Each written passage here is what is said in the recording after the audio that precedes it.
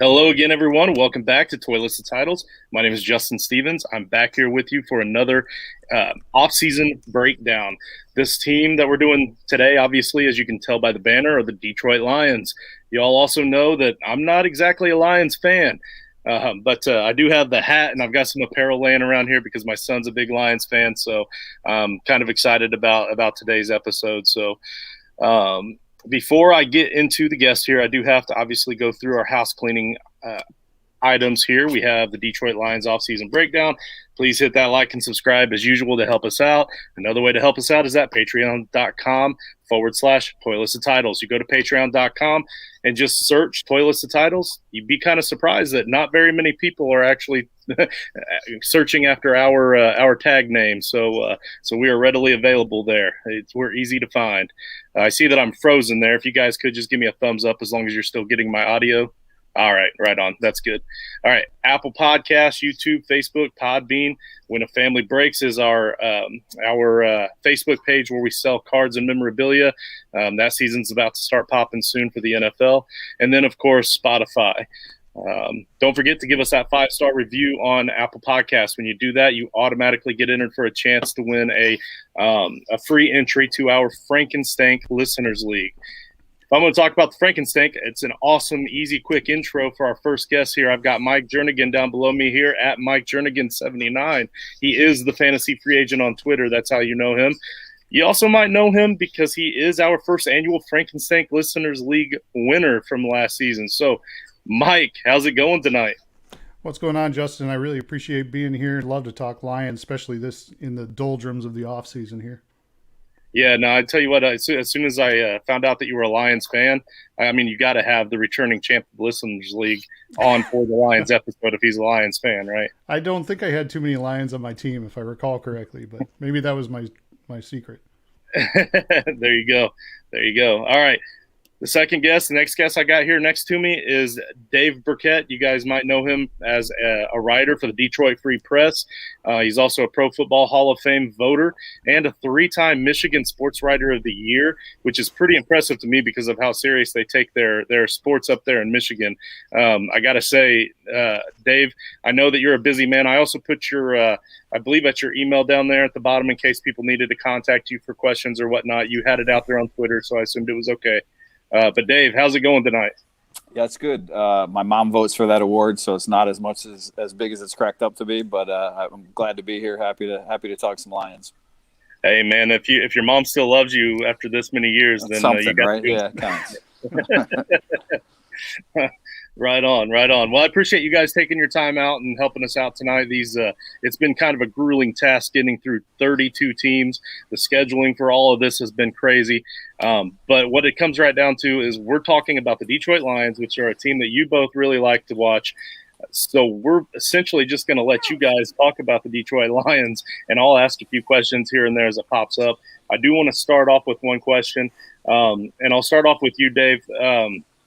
From a non-Lions fan perspective, we look at the fact that the Lions traded away their longtime quarterback in Matthew Stafford, and they got a much less talented Jared Goff, but they did get 2 future first-rounders and a third-round pick that later became Ifeatu Melifonwu, the cornerback out of Syracuse. You guys might be able to correct me on that, but on that name.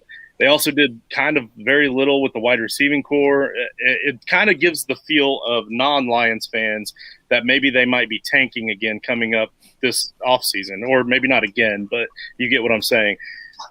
Is that necessarily the case, or are you actually hearing a lot of excitement coming out from your area, up around the Detroit area, for something that maybe Jared Goff could bring to the table that Matt Stafford didn't?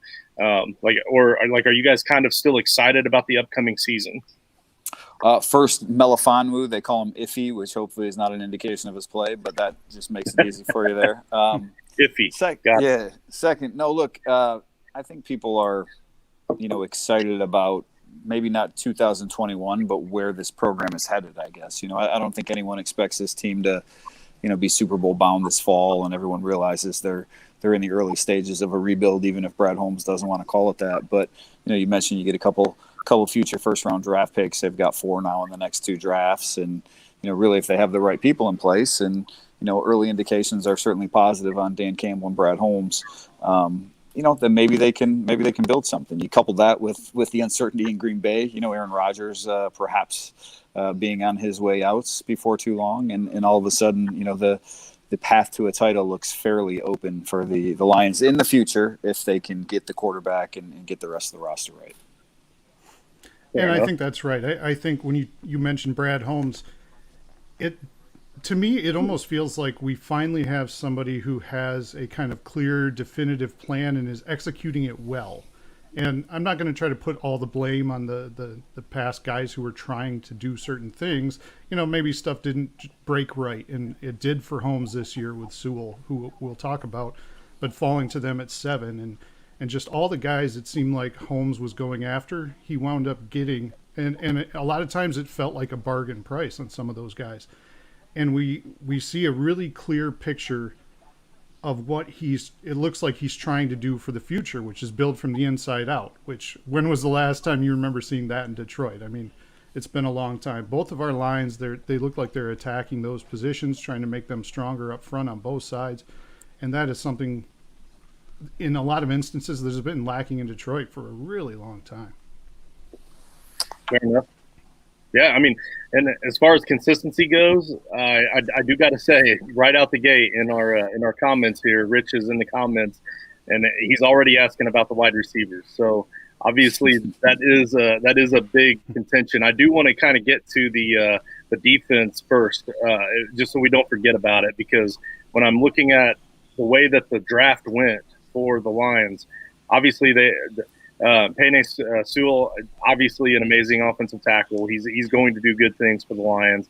But then they went for that defensive line, 2 picks in a row. They got a defensive back. Later on, they took the linebacker out of my home state, Purdue, Derek Barnes. So, I mean, obviously the defense is a focus for the Lions. So what do they have returning, or what did they pick up in the offseason for that defense that's going to really help improve? Yeah, look, I mean, they were, worst defense in the NFL last year and worse in franchise history. So they needed a lot more than they added. But, I think to Mike's point, the one thing the one area that they seemed to concentrate on was that front. They traded for Michael Brockers, obviously. That was a salary dump by the Rams, but he should be a good player for the Lions. Whatever he brings on the field, he'll bring twice as much in the locker room. And I think that's important for this stage of the rebuild. Obviously they used those 2 day 2 picks on defensive linemen that will play for them. So they did. They tried to fortify that defensive front. Look, I still have a lot of questions about that side of the ball. There's really no elite player, and I think you need some of those in the NFL to be successful. They might hang their hat on Jeff Okudah improving, and I think it's reasonable to expect them to. Number 3 overall pick last season. But they don't have many playmakers, either big sack guys or big, turnover creators. And so that's the one area that this defense still lacks. The only thing that you could really, if you really want to squint and try to see a positive thing for the defense where they could maybe surprise some people, was building on that defensive line when Onwuzurike and Brockers, like you mentioned, Trey Flowers, Lum McNeil, it's kind of far-fetched, I guess, but if you look at it right, you could see them kind of like a situation with the Carolina Panthers, how they used to be, where they were just really strong up front, and that makes your cornerbacks better, which is an area where we are still pretty weak. And Dave, you mentioned it. We're looking for some of these guys to step up and play better. But a good, strong defensive line helps with that. And we're trying to add pieces, Derek Barnes, Justin mentioned him. We're trying to make the front 7 stronger, and if they, catch a few of these guys that are going to play above where we expect them to, that makes our corners better, and maybe this defense will surprise us. I think it's important to note, too, that, there's a little bit of a scheme change going on. I mean, the Lions certainly ran some odd man front last year, but kind of going all out there now. I guess Trey Flowers, Romeo Okwara, both moving to outside linebacker on base packages, and so there'll be a little bit of adjustment there where they're stand-up rushers and dropping into coverage at some point in time. But yeah, Mike, to your point, you get that pass rush going, that helps out. And the other thing that I know this whole organization really is hanging its hat on is the ability of this coaching staff to develop the young guys in the secondary. That goes for Aaron Glenn, the defensive coordinator, and that goes for Aubrey Pleasant, the secondary coach too. Both those guys have worked well with really good secondaries in the past and helped bring along some talented young cornerbacks. And so I know there's the hope internally that they can do wonders for Jeff Okudah, Amani Oruwariye, some of the other young guys in that secondary. Yeah, see, that's the kind of insight that this Colts fan cannot offer to everyday fans out there. So I really appreciate that. Like, you're talking scheme changes. I know because this is a fantasy football centric show typically. So there's a lot of IDP guys out there that are out there looking at their rosters right now, thinking about these players that are switching different positions. So that's good stuff right there.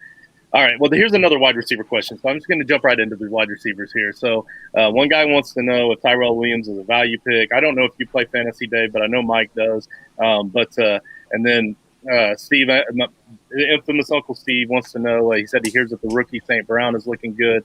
Any insight on that? So those are the questions out there. I'll let you guys kind of handle what you want to with that. But essentially what I want to know is Jared Goff going to be able to excel with names like that he has to pick and choose throwing to? I mean, it's just the obvious question out there, that wide receiving core.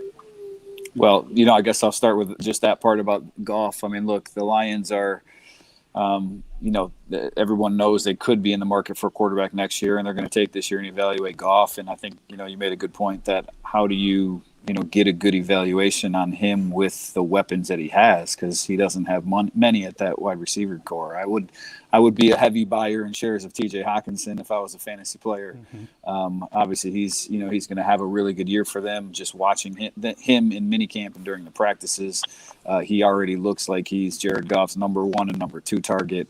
They're going to go to him a lot. DeAndre Swift should catch plenty of passes. Honestly, of the receivers, I think Tyrell Williams is the only one I'd be buying from a fantasy standpoint. I didn't see much from Brashad Perryman this spring. Who knows? I mean, there's no pads on. We got a lot of time before the first game. But I think Amon-Ra St. Brown, he's probably going to end up being the starting slot receiver. He'll get plenty of targets. But, again, when you're a rookie receiver, I don't know how heavily you want to invest in a guy like that if you're not playing in a dynasty league. Yeah, I pretty much completely agree with everything Dave said there. In fact, I had a note here, Tyrell Williams, to make sure you look for him late, especially in redraft, because he's going to be next to free. And he's somebody who could, Goff likes to check down. We saw him use his tight ends quite a bit, short and over the middle, and that's the kind of stuff that Tyrell Williams kind of excels at. You get him in space, and he's just kind of likes to make people miss. So I'd like the idea of him playing with Goff and kind of taking on that role there. That being said, he's 29 years old, and he does not have a rich history of being a big-time wide receiver. But for a one-year guy, you can plug into your flex every now and then. I don't think that's a bad idea. Injuries have to be a concern with him a little bit. Obviously, he didn't play last year, and with Perriman for that matter too. But I think you're right. If you're taking a flyer on someone late in the draft, look, he's going to be the Lions' number 1 receiver. Maybe not pass catching option. That's again going to be Hawkinson and Swift or those running backs. But injuries happen, and maybe they pop up to one of those other top Lions targets, and maybe that pushes Williams' production up a little bit. So I think he's definitely worth a flyer late if you're talking fantasy purposes. Well, and another thing we can point towards is Penei Sewell. I mean, when you take that pick, it's not a quote unquote sexy pick. But that is a guy who, if he comes in there and plays like we think he's capable, he's somebody who makes your quarterback better. He makes your receivers better. He makes your running backs better. So why can't Tyrell Williams, come in and be that wide receiver 1 and do some things we're not expecting of him? Somebody's got to catch passes. We've seen it over and over again on bad teams. There's still guys who are 1,000-yard receivers. So somebody's going to do it on this team. It'll be interesting to see who it is. I haven't given Goff a lot of credit, I guess maybe of what he can be in Detroit. But I will say, the people in the organization do like the way that he's rallied the offensive skill guys this offseason and been in their ear constantly, reaching out to them, working with them. So, he's unless you're playing in the deepest league, he's probably not going to be your starting quarterback this fall. But he's still a young guy, 26 years old. He did play in a Super Bowl a couple years ago. So, Again, if you're looking for backup, maybe there is some upside there from a fantasy standpoint. And not for nothing, I mean, a couple of seasons ago, we were talking about Tyrell Williams. He really did not have a bad season 2 years ago. He opted out for the COVID opt-out last season, but before that, he had a couple of decent seasons with the Raiders, and a lot of people will point and say that the reason for that is because of the injuries ahead of him. He was put in that spot, and he had the opportunity. Well, I mean, I don't see how this is any different. He's going to get all the opportunity, like why can't he still step in and still be a very serviceable wide receiver? He had a 1,000-yard season in 2016, so he hasn't done it. Yeah, I was just going to point that out, that was with Anthony Lynn, obviously the Lions offensive coordinator. Actually, 16 wasn't. 16 was with the Raiders, but 17, 18, I believe were the 2 years that he played with Anthony Lynn with the Chargers. And so there's some background in the offense here. But just to be clear, he was injured last year. That wasn't a COVID opt-out. He had shoulder surgery, missed the entire year with that. Oh, okay. My bad. Well, I was mistaken on that because in one of my leagues I was able to COVID IR him and still hang on to him. So that's why I guess I must have got that mixed up. I appreciate that. All right. So the next thing I want to talk about is that backfield. Somebody mentioned something about Swift being an option out of the backfield as well. Obviously, I feel like we kind of know what we're getting with Swift. We're going to get a second-year guy that's going to improve. Jamal Williams is the one that I'm really curious about. What have you guys heard so far this spring, this offseason, about Jamal Williams and that offense? Is he picking things up well? Does it look like he's going to get a lot of playing time and that sort of stuff? I mean, so he was always somebody that's like a 125 carry, 30 reception guy with Green Bay, right? Right. I kind of look for that to sort of happen here too, but with Anthony Lynn, I mean, you never know. He was always somebody who sort of played the hot hand, and he said he's going to do that here. So, I mean, it's possible he gets a bigger workload than we expect. But DeAndre Swift just looks like the real deal on tape. So it's hard to believe he's not going to be the hot hand most weeks. I think, Mike hit it on the head. I mean, look, Swift is going to be the lead back, right? They're both going to play, but I mean, he's the starter. He's the guy that's going to catch more passes. Jamal he's going to be a good handcuff, if nothing else, because this is a Lions team that's going to run the ball, a bit, and he's going to play on third downs because of his pass protecting ability. So I think, there's some value there, but I wouldn't, expect him to rush for 1,000 yards or anything like that. They're two different type backs.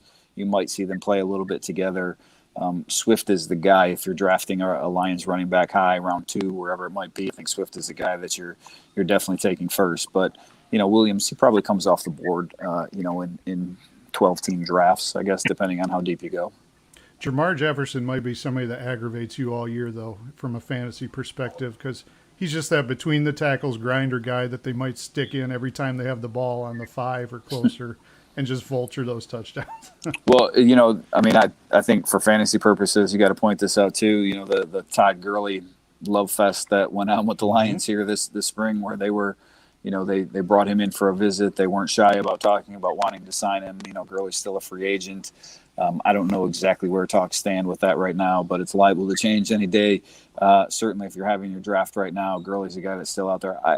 Another guy that we all know what Todd Gurley is at this stage of his career, but the fact that the Lions showed some interest in him, the fact again that he has a little bit of a history with Jared Goff, that he's a guy that could end up being the third running back in Detroit. And to Mike's point about Jefferson, maybe he vultures some stats here and there. Well, and to Dave's point, even if they don't sign Gurley, does that mean they think they need more depth at running back and search for somebody else if they don't make that happen? I mean, there still could be somebody, maybe they bring back Adrian Peterson, something. Maybe somebody else is on that roster to muddy it up even more. I'd be surprised if Peterson is back, but they do have, one open roster spot that they've carried, for more than a month now. So they obviously have intentions of using that on some veteran here before camp starts. Right on. And if it's not, if it's running back, well, okay. I like to think that if it is running back, they probably would have already done something. But the fact they brought in Gurley and they talked to him for a while, but he still hasn't signed, maybe that just shows the confidence they already have in their running backs. But you guys have been mentioning the new coaching staff. Obviously, I've heard Anthony Lynn's name a lot. We got that nice inspirational speech from Dan Campbell when he got hired on. So the confidence level in the coaching staff, where are we at with that right now? Do we like what we're seeing so far? Yeah, I mean, again, I think the Lions have done a good job of bringing good people into the organization. Right now, it's up to those good people to go out and get good players. I mean, you need especially at the quarterback position, you need somebody that you're going to win with, and you need some playmakers for them to throw the ball to. And I said it already, they're going to take this year and evaluate Gurley. But I like, the early returns on Dan Campbell certainly are positive. I think, he's put together a staff that will be respected in the locker room. A lot of former players on that staff. We'll see exactly, what Anthony Lynn's offense looks like. That's a question that, I'm anxious to, see how that evolves as the games start rolling. But I like the staff, but I don't know that it's going to make a huge difference on the field this year, just given the talent on the roster. Dan Campbell, I think, is somebody, although I should say this, if you look at Detroit Lions Twitter, there's a lot of positivity about him, and it seems like people are rallying behind him just because he is kind of a fun personality type guy. I think there's a lot of, we're going to wait to judge him because in the past, the Lions have seen so many coaches just go off the rails once they get frustrated with the team, and just like, you think back to like the Bobby Rosses back when I was much younger and stuff, where it just almost feels like the Lions drive them completely insane. And now we've got a guy coming in the door who already looks to be half insane. So, from the national media perspective. But, I mean, to the fans around here, I think it looks like he's just having fun. He seems to be a player's coach all the way. And it should be interesting to see how it works out because he seems very confident. Like I mentioned earlier, it seems like Brad Holmes knows what he's doing. And it feels a little different as a Lions fan. For somebody who's been a Lions fan now for 30 years. I'll say this about, Dan Campbell too, because I've heard that a lot, players coach. And I think Dan Campbell is probably maybe a little bit more like Matt Patricia than people realize. I mean, they both essentially come from the Bill Parcells tree. But Dan Campbell knows how to treat people, he knows how to work with people. And I think that's where the big difference is. Matt, he didn't have the respect of the locker room really from the time he got in Detroit. And Dan does. And Dan is not going to be easy on players at all. I mean, I think Dan will be, a butt kicker in a lot of ways. And I think most players are cool with that, right? They're good with a coach that's hard on them as long as he's helping them get better. And so I think as long as Dan, treats them like men and all, he has so far and all signs are that he will continue to, I think you can be that sort of, a coach that grinds a little bit and you can still get things done. Right on. One last question. I've asked this question at the end of all of these breakdown episodes, just to get a gauge of what the fandom is like around that area. So at the end of the season, you guys are going to be looking back on the season. There's a good chance things are going to go really well. There's a good chance things could go really bad. Most of the time, things don't happen exactly like you expect. But if you're looking back at the end of the season, what in your mind is going to signify that the Lions had a really good season? And then on the inverse side of it, what in your mind would have happened to kind of make you think, man, what just happened? What we just wasted another season. You know what I'm saying? Like, it doesn't have to be a win-loss record. It doesn't have to necessarily be a level of competition or anything like that. Just in your mind, what do you need to see to discover that the Lions have had a great season? So for me, I talked about Brad Holmes looking like he's got a clear and decisive plan on what he wants to do. This is a fairly young team in a lot of kind of key areas. You think about the offensive and defensive line and the cornerbacks. You're waiting for some of those guys to step up. What I want to see is those guys grow throughout the season. I mean, I don't think we have ultimately, we've talked about this, the pieces at quarterback and wide receiver. And we've got some work to do. But I want to see those young guys step up. I want to see the coaches really have those guys take the next step because it's going to take some time to put this all together. It's not going to be this year.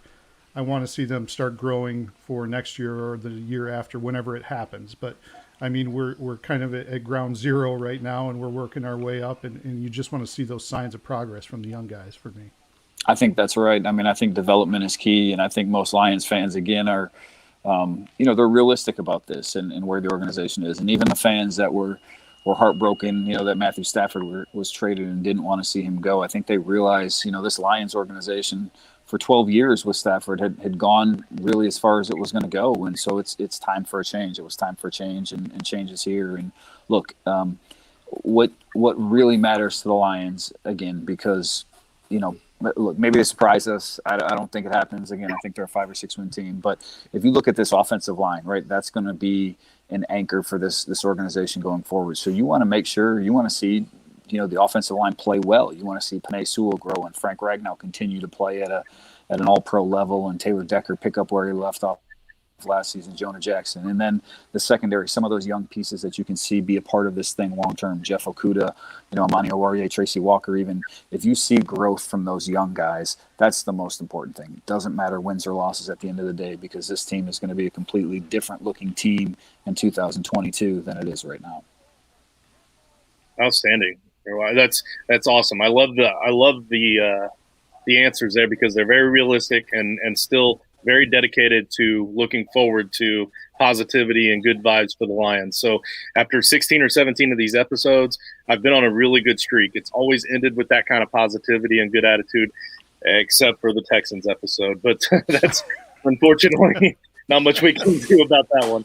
But just to sign out here, I want to make sure that I give you guys an opportunity down there at the bottom. Again, check out Dave's work at Dave Birkett, and then email him down there at the bottom. But Dave, before you go, I want to give you the opportunity, if there's anything that you're working on right now that will be out in the next day or two, or even however long it takes. I don't know how long it takes you professional writers to write. It takes me about 2 months to get out 2 paragraphs. And yes, Josh, I'll have that Carson Wentz article done before the season starts. But anyway, what are you working on right now that you want to get out there?